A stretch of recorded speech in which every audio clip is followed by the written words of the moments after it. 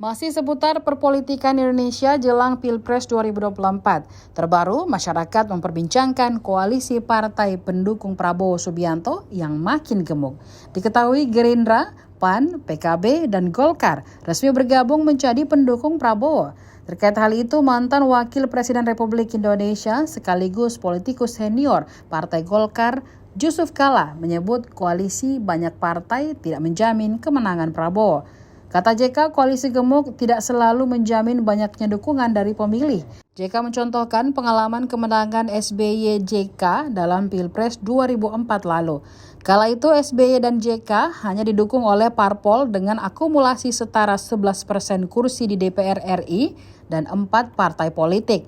Namun SBY JK menang sebanyak 60%.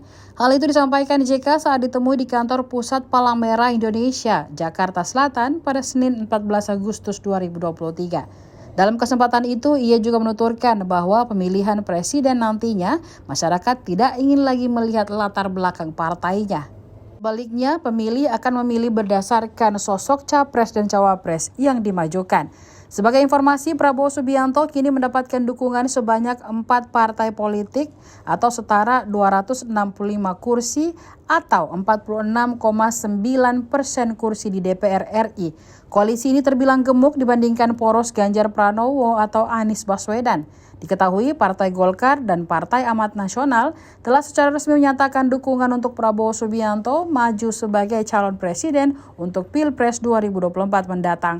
Bahkan Ketua Umum Parpol tersebut telah menandatangani kerjasama politik bersama PKB dan Gerindra yang telah lebih dulu berkoalisi pada Minggu 13 Agustus 2023. Nantinya, poros koalisi Prabowo ini bakal melawan poros PDIP dan P3 yang telah mendukung Ganjar Pranowo sebagai capres.